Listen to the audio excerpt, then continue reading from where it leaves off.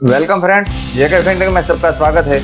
जब बात हमारे हेल्थ इंश्योरेंस की आती है तो उसमें दो प्रकार के ओपिनियन पाए जाते हैं। कुछ लोग का ऐसा मानना होता है कि हेल्थ इंश्योरेंस में जो प्रीमियम पे कर रहे हैं वो एकदम फिजूल ही हमारा खर्च बन जाता है, और कुछ लोग ऐसा भी मानते हैं कि हेल्थ इंश्योरेंस एकदम बेसिक नीड है हमारे जीवन की। इसी तरह हेल्थ इंश्योरेंस के लिए अपने अपने ओपिनियन है, और इन ओपिनियन के पीछे वैलिड रीजन भी है जिसको हम आज एक्सप्लोर करने वाले हैं। साथ में इस वीडियो का हमारा जो मेन मोटिव है वो ये है कि हम हेल्थ इंश्योरेंस लेते वक्त किस किस बात का ध्यान रखें, जिसके कारण हमें जब क्लेम करना होता है तब हमें कोई इश्यू ना आए। अब हम बात करते हैं ऐसे रीजंस की जो लोगों को हेल्थ इंश्योरेंस लेने से दूर भगाता है, जिसमें सबसे पहला रीजन है परसीव हाई कॉस्ट।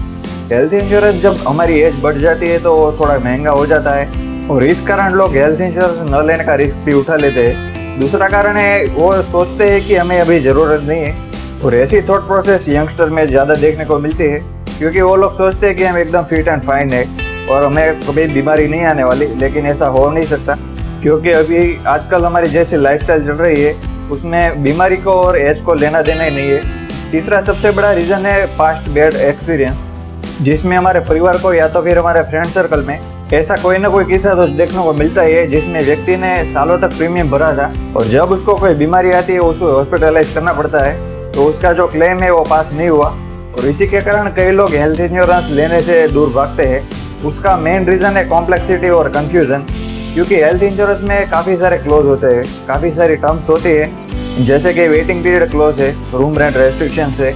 इन सब के बारे में हम डिटेल में चर्चा करने वाले हैं इस वीडियो में। लेकिन इन सब रीजन के कारण लोग हेल्थ इंश्योरेंस से दूर भागते हैं।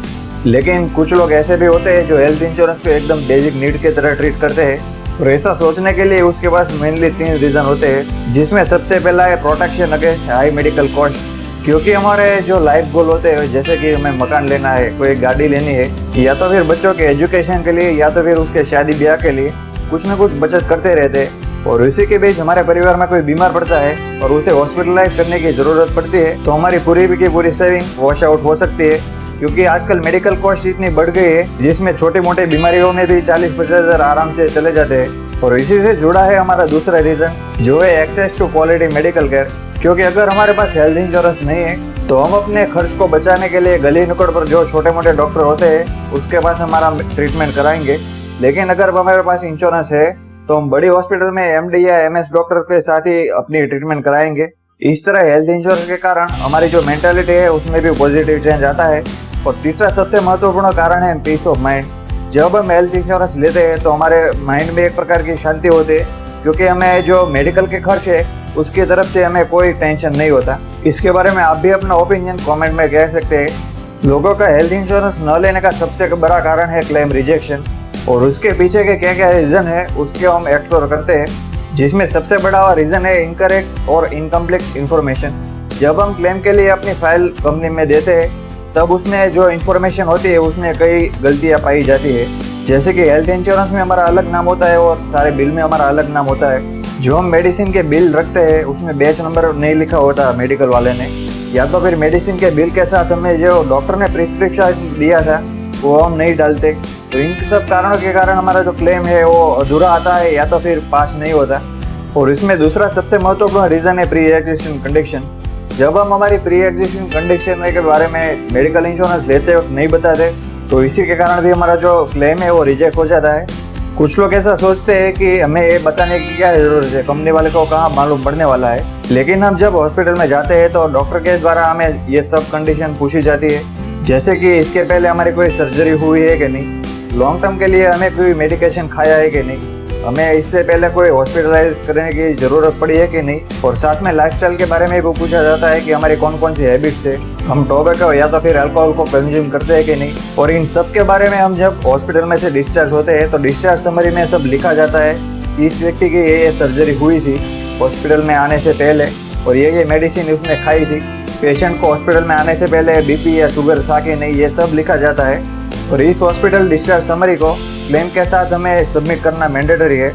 इसलिए अगर हमने मेडिक्लेम लेते वक्त ये सब बातें कंपनी को नहीं बताया तो हमारा जो क्लेम है वो रिजेक्ट हो सकता है, या तो फिर क्लेम कम मिल सकता है। ज़्यादातर केसें में कंपनी रिजेक्ट ही कर देती है। कुछ लोग ऐसा सोचते हैं कि अगर हम प्री एग्जिस्टिंग कंडीशन के बारे में कंपनी को बता देंगे तो हमारा जो प्रीमियम है वो बढ़ जाएगा। लेकिन वो 15-20% से बढ़ता है। लेकिन अगर आप नहीं बताएंगे तो आपका पूरे का पूरा जो क्लेम है वो रिजेक्ट हो जाएगा।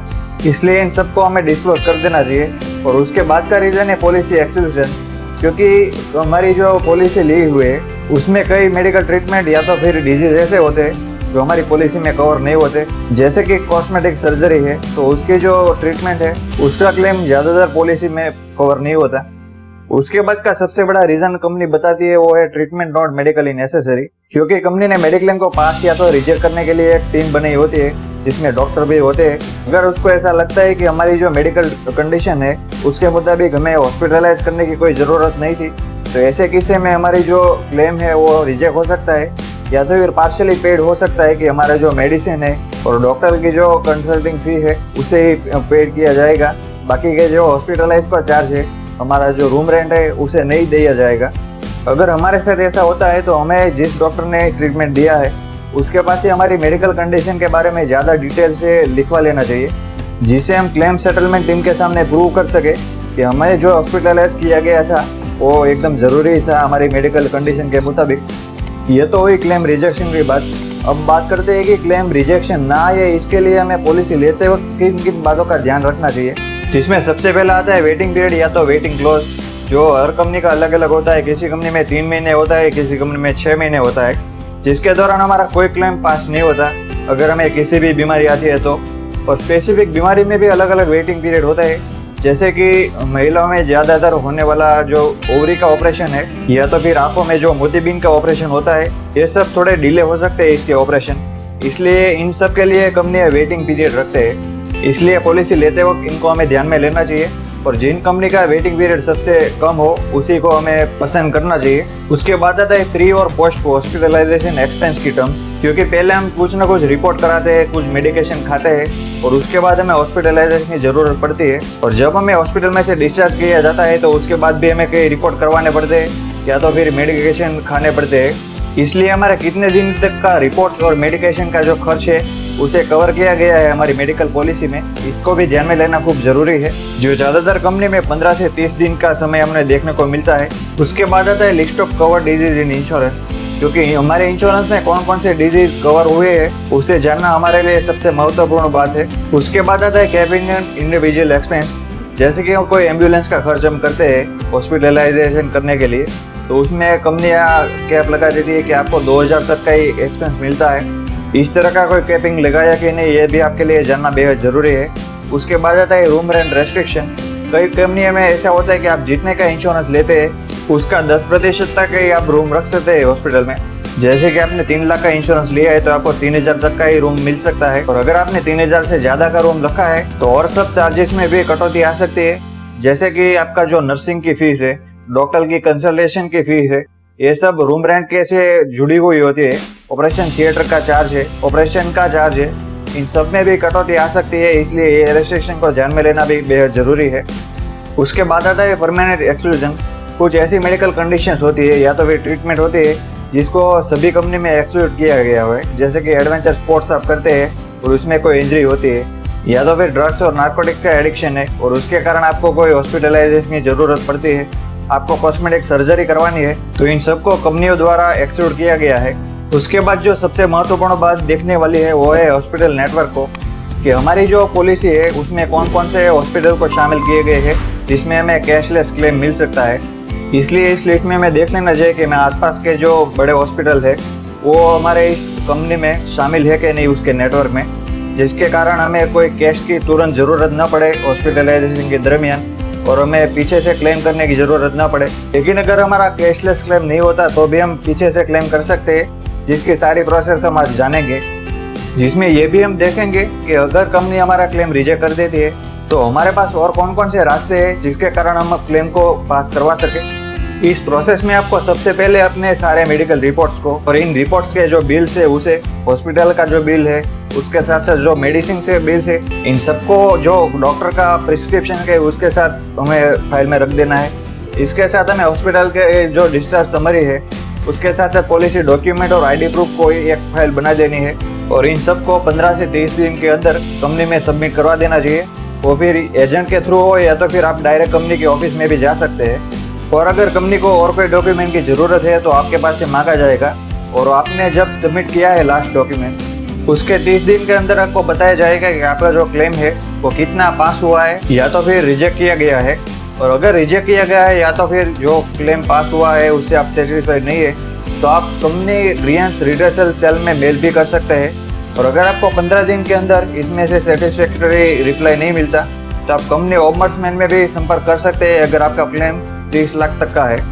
और अगर इससे भी आप सेटिस्फाई नहीं है, तो आप डायरेक्ट इरडा में भी कंप्लेन कर सकते हैं, जिसका नंबर आप ये स्क्रीन पर देख सकते हैं और ईमेल आईडी भी देख सकते हैं। जो इरडा है वो हमारे देश में इंश्योरेंस इंडस्ट्री है, उसे रेगुलेट करने की सबसे सर्वोच्च संस्था है। इसलिए अगर आप इसमें कंप्लेंट डालेंगे तो आपको जरूर सेटिस्फाइड आंसर मिलेगा ही। और अगर इससे भी आप सेटिस्फाइड नहीं है, तो आपके पास आखिरी रास्ता बचता है, वो है कोर्ट का, जिसमें आप अच्छे वकील के सलाह लेके कोर्ट केस भी कर सकते हैं। अगर आपकी अमाउंट ज़्यादा बड़ी है तो आपको डरने की कोई ज़रूरत नहीं है, क्योंकि आए दिन हम अखबारों में पढ़ते ही रहते हैं कि कंपनी को जो क्लेम है वो देना पड़ता है सूद समेत। इसलिए कोर्ट केस से भी हमें डरना नहीं चाहिए। इसमें थोड़ी देरी जरूर होती है, लेकिन अगर हम सही है तो हमारा जो क्लेम है वो सूद समेत में मिल भी जाता है। मुझे ऐसा विश्वास है कि इस वीडियो में आपको मेडिक्लेम के बारे में ज़्यादातर प्रश्नों के जवाब मिल गए होंगे। और अगर कुछ सवाल आपके मन में है तो आप कमेंट सेक्शन में पूछ भी सकते हैं। इस वीडियो को अपने तक नहीं रख के अपने फ्रेंड और रिलेटिव को ज़्यादा से ज़्यादा भेजें, जिसके कारण उनको भी हेल्थ इंश्योरेंस के बारे में जागरूक हो, जो इस वीडियो का मुख्य मोटिव भी रहा है, जो आपको भी पूरा करना है। और मिलेंगे नए वीडियो में नए फाइनेंशियल टॉपिक के साथ। तब तक आपने जेके फिनटेक को सब्सक्राइब नहीं किया तो सब्सक्राइब करके फटाफट बेल आइकन पर क्लिक दे दीजिए, जिससे आने वाले वीडियो की नोटिफिकेशन आप तक सबसे पहले पहुंचे। Have a good day, have a prosperous day. Thanks for watching. जय हिंद, जय श्री कृष्ण।